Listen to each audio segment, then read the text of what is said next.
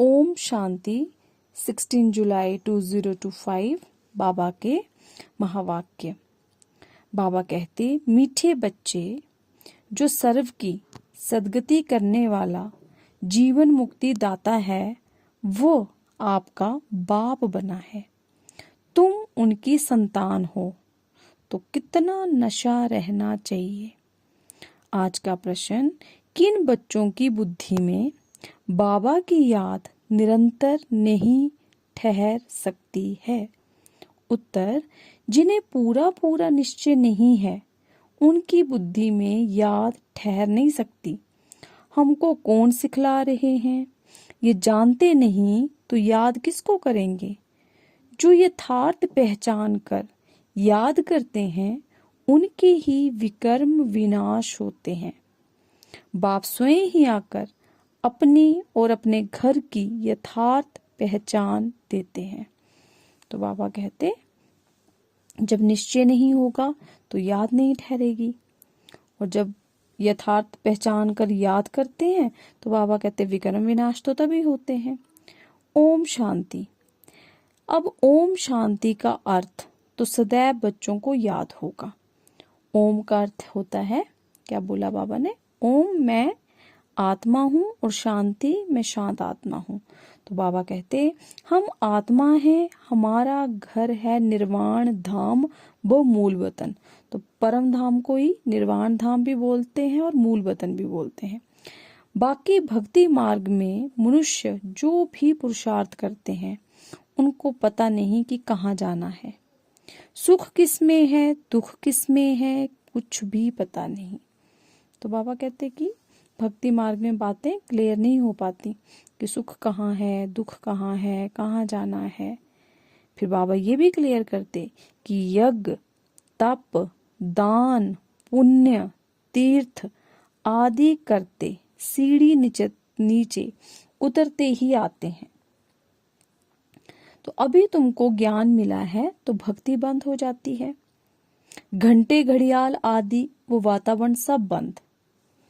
नई दुनिया और पुरानी दुनिया में फर्क तो है ना। नई दुनिया है पावन दुनिया। तुम बच्चों की बुद्धि में है सुखधाम। सुखधाम को स्वर्ग, दुख धाम को नरक कहा जाता है। मनुष्य शांति चाहते हैं, परंतु वहां कोई भी जा नहीं सकते। बाप कहते हैं, मैं जब तक यहाँ भारत में न आऊं, तब मेरे सिवाय तुम बच्चे जा नहीं सकते। भारत में ही शिव जयंती गाई जाती है। बाबा आते हैं तो शिव जयंती बनाते हैं। निराकार जरूर साकार में आएगा ना। शरीर बिगर आत्मा कुछ कर सकती है क्या। शरीर बिगर तो आत्मा भटकती रहती है, दूसरे तन में भी प्रवेश कर लेती है।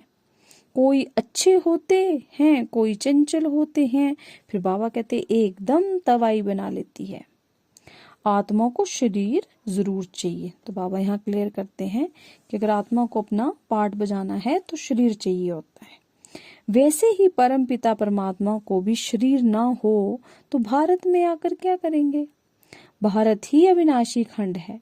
सतयुग में एक ही भारत खंड है और सब खंड विनाश हो जाते हैं। बाबा ने क्लियर कर दिया। गाते हैं आदि सनातन देवी देवता धर्म था। ये लोग फिर आदि सनातन हिंदू धर्म कह देते हैं। वास्तव में शुरू में कोई हिंदू नहीं। जब शुरू हुआ था ये धर्म तो देवी देवताएं थे। यूरोप में रहने वाले अपने को क्रिश्चियन कहते हैं। यूरोपियन धर्म थोड़े कहेंगे। ये हिंदुस्तान में रहने वाले हिंदू धर्म कह देते। तो ये बाबा ने क्लैरिटी की कि जैसे यूरोप में रहने वाले यूरोपियन धर्म नहीं कहेंगे, वो क्रिश्चियंस हैं। तो अब हिंदुस्तान में रह रहे हैं तो फिर उन्होंने इसी को लिंक करके हिंदू धर्म कह दिया। जो दैवी धर्म श्रेष्ठ थे, वही 84 जन्मों में आते धर्म भ्रष्ट बन गए हैं। देवता धर्म के जो भी होंगे वही यहाँ आएंगे। अगर निश्चय नहीं तो समझो इस धर्म के नहीं है। भल यहाँ बैठे होंगे तो भी उनकी समझ में नहीं आएगा। वहां कोई प्रजा में कम पद पाने वाला होगा। चाहते सब सुख शांति हैं, वो तो होता है सतयुग में। सुख शांति चाहते हैं, लेकिन बाबा कहते वो सच्ची सुख शांति तो सतयुग में होती है। सब तो सुख धाम में जा नहीं सकते। सब धर्म अपने अपने समय पर आते हैं। अनेक धर्म हैं। झाड़ वृद्धि को पाता रहता है। मूल थुर है देवी देवता धर्म, जो ट्रंक है वो मेन जो है वो देवी देवता धर्म है। फिर है 3 ट्यूब्स, उसी से ब्रांचेस निकलती हैं आगे। स्वर्ग में तो ये हो ना सके। द्वापर से लेकर नए धर्म निकलते हैं। द्वापर युग से फिर नए धर्म आने शुरू हो जाते हैं। तो बाबा कहते हैं इनकी वैरायटी ह्यूमन ट्री कहा जाता है, कि कैसे ह्यूमन ट्री बना। विराट रूप अलग है। ये वैरायटी धर्मों का झाड़ है। किस्म किस्म के मनुष्य हैं। तुम जानते हो कि कितने धर्म हैं। सतयुग आदि में एक ही धर्म था, नई दुनिया थी। बाहर वाले भी जानते हैं, भारत ही प्राचीन बहिष्ठ था, मीन्स स्वर्ग था। बहुत साहूकार थे, मीन्स बहुत रिच थे, इसलिए फिर भारत को बहुत मान मिलता है। कोई साहूकार गरीब बनता है तो फिर उस पर तरस खाते हैं। बेचारा भारत क्या हो पड़ा है। बाबा कहते क्या हाल हो गया भारत का। फिर बाबा कहते ये भी ड्रामा में पार्ट है। कहते भी हैं सबसे जास्ती रहमदिल ईश्वर ही है और आते भी भारत में हैं। गरीबों पर जरूर साहूकार ही रहम करेंगे ना। तो बाप है, आज बाबा ने बोला बाप है बेहद का साहूकार। जो हम बाबा के बच्चे जो गरीब बन गए हैं उन पे बाबा तरस करते हैं। तो बाबा ने बोला बाप है बेहद का साहूकार, ऊंच ते ऊंच बनाने वाला। तुम किसके बच्चे बने हो, वह भी नशा होना चाहिए। परम पिता परमात्मा शिव की हम संतान हैं, जिसको ही जीवन मुक्ति दाता सदगति दाता कहते हैं। जीवन मुक्ति पहले पहले सतयुग में होती है। यहाँ तो है जीवन बंध, मीन्स यहाँ है जीवन बंधन, वहां होंगे जीवन मुक्ति। भक्ति मार्ग में पुकारते हैं बाबा बंधन से छुड़ाओ। अभी तुम पुकार नहीं सकते। तुम जानते हो बाप जो ज्ञान का सागर है, वही वर्ल्ड की हिस्ट्री ज्योग्राफी का सारा समझा रहे हैं, सार समझा रहे हैं, नॉलेजफुल हैं। ये तो खुद कहते हैं कि मैं भगवान नहीं हूँ। कौन कहते हैं? ब्रह्मा बाबा, कि मैं भगवान नहीं हूँ। तुम्हें तो दे से न्यारा देही अभिमानी बनना है। सारी दुनिया को अपने शरीर को भी भूलना है। ये भगवान है नहीं, इनको कहते ही हैं बाप दादा। बाप है ऊंच ते ऊंच, ये पतित पुराना तन है। महिमा सिर्फ एक की है, उनसे योग लगाना है तभी पावन बनेंगे, नहीं तो कभी पावन नहीं बन सकेंगे। और पिछाड़ी में बाबा कहते पिछाड़ी में हिसाब किताब चुकतू कर सजाएं खाकर चले जाएंगे।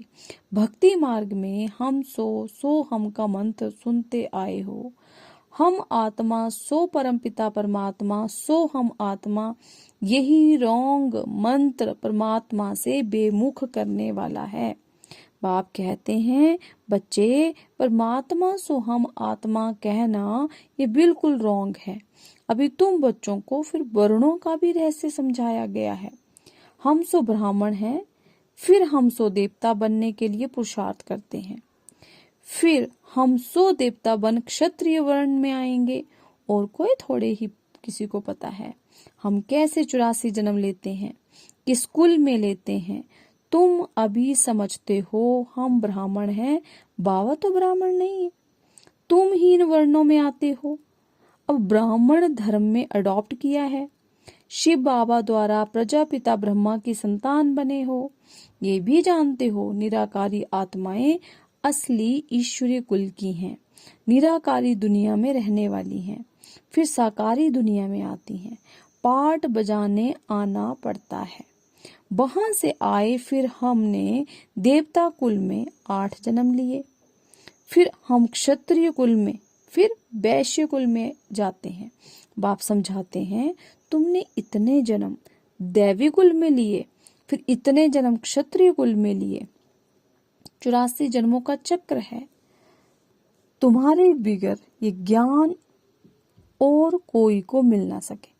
जो इस धर्म के होंगे वे ही यहाँ आएंगे। राजधानी स्थापन हो रही है, कोई राजा रानी, फिर कोई प्रजा बनेंगे। Suryavanshi Lakshmi Narayan the first, second, third. बाबा कहते 8 गद्दी चलती है। फिर क्षत्रिय धर्म में भी फर्स्ट, सेकंड, थर्ड ऐसे चलता है। ये सब बातें बाप समझाते हैं। ज्ञान का सागर जब आते हैं तो भक्ति खलास हो जाती है। रात खत्म हो दिन होता है। वहां किसी भी प्रकार के धक्के नहीं होते। आराम ही आराम है, कोई हंगामा नहीं। ये भी ड्रामा बना हुआ है। भक्ति कल्ट में ही बाप आते हैं। सबको वापिस जरूर जाना है, फिर नंबरवार उतरते हैं। क्राइस्ट आएंगे तो फिर उनके धर्म वाले भी आते रहेंगे। अभी देखो कितने क्रिश्चियन हैं। क्राइस्ट हो गया क्रिश्चियन धर्म का बीज।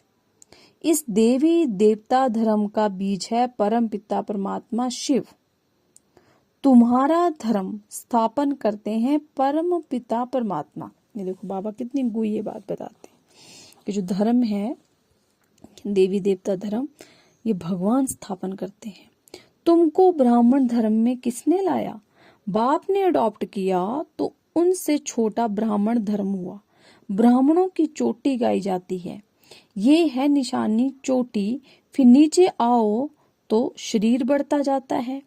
ये सब बातें बाप ही बैठ समझाते हैं। जो बाप कल्याणकारी है वही आकर भारत का कल्याण करते हैं। सबसे अधिक कल्याण तो तुम बच्चों का ही करते हैं। तुम क्या से क्या बन जाते हो? तुम अमर लोक के मालिक बन जाते हो। अभी ही तुम काम पर विजय पाते हो। वहां अकाले मृत्यु होती नहीं, मरने की बात नहीं। बाकी चोला तो बदलेंगे ना, जैसे सर्प एक खाल उतार दूसरी लेते हैं। यहाँ भी तुम ये पुरानी खाल छोड़ नई दुनिया में नई खाल लेंगे। सत्य को कहा जाता है गार्डन ऑफ फ्लावर्स। कभी कोई कुवचन बाहर नहीं निकलता। यहाँ तो है ही कुसंग, माया का संग है ना, इसलिए इनका नाम ही है रौरव नरक। जगह पुरानी होती है तो म्युनिसिपैलिटी वाले पहले से ही खाली करा देते हैं। बाप भी कहते हैं जब पुरानी दुनिया होती है तब हम आते हैं। ज्ञान से सद्गति हो जाती है। राजयोग सिखाया जाता है। भक्ति में तो कुछ भी नहीं है। हाँ, जैसे दान पुण्य करते हैं तो अल्पकाल के लिए सुख मिलता है। राजाओं को भी सन्यासी लोग वैराग्य दिलाते हैं कि ये तो काग विष्टा समान सुख है। अभी तुम बच्चों को वे हद का वैराग्य सिखाया जाता है। ये है ही पुरानी दुनिया। अब सुख धाम को याद करो, फिर वाया शांति धाम यहाँ आना है। दिलवाड़ा मंदिर में हूबहू तुम्हारा इस समय का यादगार है। नीचे तपस्या में बैठे हैं, ऊपर में है स्वर्ग। नहीं तो स्वर्ग कहाँ दिखाएं? मनुष्य मरते हैं तो कहेंगे स्वर्ग पधारा। स्वर्ग को ऊपर में समझते हैं, परंतु ऊपर में कुछ है नहीं। बाबा ने क्लियर कर दिया, ऊपर कुछ नहीं है। भारत ही स्वर्ग, भारत ही नर्क बनता है। ये मंदिर पूरा यादगार है। कौन सा मंदिर? दिलवाड़ा का मंदिर। ये मंदिर आदि सब बाद में बनते हैं। स्वर्ग में भक्ति होती नहीं, वहां तो सुख ही सुख है। बाप आकर ये सब राज समझाते हैं और सब आत्माओं के नाम बदलते हैं। शिव का नाम नहीं बदलता। ये भी बाबा ने बोला सब आत्माओं के नाम बदलते, लेकिन शिव का नाम नहीं बदलता। उनका अपना शरीर है नहीं, शरीर बिगर पढ़ाएंगे कैसे? फिर बाबा कहते प्रेरणा की तो कोई बात ही नहीं कि किसी को प्रेरणा मिल गई। प्रेरणा का अर्थ है विचार। ऐसे नहीं कि ऊपर से प्रेरणा करेंगे और पहुंच जाएंगे। इसमें प्रेरणा की कोई बात नहीं। जिन बच्चों को बाप की पूरी पहचान नहीं, पूरा निश्चय नहीं, उनकी बुद्धि में याद भी ठहरेगी नहीं। हमको कौन सिखला रहे हैं वो जानते नहीं तो याद किसको करेंगे? बाप की याद से ही तुम्हारे विकर्म विनाश होंगे। जो जन्म जन्मांतर लिंग को याद करते हैं, समझते हैं ये परमात्मा है, उनका ये चिन्ह है, वो है निराकार, साकार नहीं है। बाप कहते हैं मुझे भी प्रकृति का आधार लेना पड़ता है, नहीं तो तुमको सृष्टि चक्र का राज कैसे समझाऊं? ये है रूहानी नॉलेज। रूहों को ये नॉलेज मिलती है। ये नॉलेज एक बाप ही दे सकते हैं। पुनर्जन्म तो लेना ही है। सब एक्टर्स को पार्ट मिला हुआ है। निर्वाण में कोई भी जा नहीं सकता। जो बाबा कहते हैं नंबर 1 विश्व के मालिक बनते हैं वही 84 जन्मों में आते हैं। चक्र जरूर लगाना है। मनुष्य समझते हैं मोक्ष मिलता है। कितने मतांतर हैं, वृद्धि को ही पाते रहते हैं, वापिस कोई भी जाते नहीं। बाप ही 84 जन्मों की कहानी बताते हैं। तुम बच्चों को पढ़कर फिर पढ़ाना है। ये रूहानी नॉलेज तुम्हारे सिवाय और कोई दे ना सके, ना शूद्र ना देवताएं दे सकते। सतयुग में दुर्गति होती नहीं सो नॉलेज मिले। ये नॉलेज है ही सदगति के लिए। नॉलेज किस लिए है? कि सदगति हो। सदगति दाता लिबरेटर गाइड एक ही है। सिवाय याद की यात्रा के कोई भी पवित्र बन ना सके। सजाएं जरूर खानी पड़ेंगी, पद भी भ्रष्ट हो जाएगा। सबका हिसाब किताब चुकतू तो होना है ना। तुमको तुम्हारी ही बात समझाते हैं और धर्मों में जाने की क्या पड़ी है। बाबा कहते हैं भारतवासियों को ही ये नॉलेज मिलती है। बाप भी भारत में ही आकर 3 धर्म स्थापन करते हैं। अभी तुमको शूद्र धर्म से निकाल ऊंच कुल में ले जाते हैं, वह है नीच पतित कुल। अब पावन बनाने के लिए तुम ब्राह्मण निमित्त बनते हो। इनको रुद्र ज्ञान यज्ञ कहा जाता है। रुद्र शिव बाबा ने यज्ञ रचा है। इस बेहद के यज्ञ में सारी पुरानी दुनिया की आहुति पड़नी है, फिर नई दुनिया स्थापन हो जाएगी। पुरानी दुनिया खत्म होनी है। तुम ये नॉलेज लेते ही हो नई दुनिया के लिए। देवताओं की परछाई पुरानी दुनिया में नहीं पड़ती। तुम बच्चे जानते हो कि कल्प पहले जो आए होंगे वही आकर ये नॉलेज लेंगे। नंबरवार पुरुषार्थ अनुसार पढ़ाई पढ़ेंगे। मनुष्य यहाँ ही शांति चाहते हैं। अब आत्मा तो है ही शांति धाम की रहने वाली, बाकी यहाँ शांति कैसे हो सकती। इस समय तो घर घर में अशांति है। रावण राज्य है ना। सतयुग में बिल्कुल ही शांति का राज्य होता है। एक धर्म एक भाषा होती है। अच्छा, मीठे मीठे सिक्के लदे बच्चों प्रति माता पिता बाप दादा का याद प्यार और गुड मॉर्निंग। रूहानी बाप की रूहानी बच्चों को नमस्ते। रूहानी बच्चों की रूहानी बाप दादाजी को नमस्ते, गुड मॉर्निंग, ओम शांति। धारणा के लिए मुख्य सार। इस पुरानी दुनिया से बेहद का वैरागी बन अपनी देह को भी भूल शांति धाम और सुख धाम को याद करना है। निश्चय बुद्धि बन याद की यात्रा में रहना है। हम सो हम के मंत्र को यथार्थ समझकर अब ब्राह्मण सो देवता बनने का पुरुषार्थ करना है। सभी को इसका यथार्थ अर्थ समझाना है। आज की बाबा ने हमें ब्लेसिंग्स दी। अंतर्मुखता के अभ्यास द्वारा अलौकिक भाषा को समझने वाले सदा सफलता संपन्न भव। जितना जितना आप बच्चे अंतर्मुखी स्वीट साइलेंस स्वरूप में स्थित होते जाएंगे, उतना नैनो की भाषा, भावना की भाषा और संकल्प की भाषा को सहज समझते जाएंगे। ये 3 प्रकार की भाषा रूहानी योगी जीवन की भाषा है। तो बाबा ने कितनी भाषा बताई? नैनो की भाषा, भावना की भाषा, संकल्प की भाषा। तो ये है योगी जीवन की भाषा। ये अलौकिक भाषाएं बाबा कहते बहुत शक्तिशाली हैं। समय प्रमाण इन तीनों भाषाओं द्वारा ही सहज सफलता प्राप्त होगी। इसलिए अब रूहानी भाषा के अभ्यासी बनो। तो बाबा कहते हैं नैनो की भाषा बोलो, जो भावनाएं हैं, इंटेंशंस हैं, उनकी भाषा बोलो, और संकल्प जो है मन में उठते हुए संकल्प, तो संकल्पों की भाषा बाबा कहते हैं सहज समझते जाएंगे।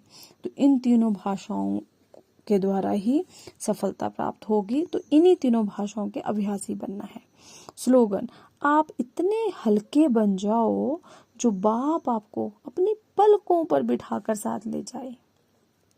अव्यक्त इशारे संकल्पों की शक्ति जमा कर श्रेष्ठ सेवा के निमित्त बनो।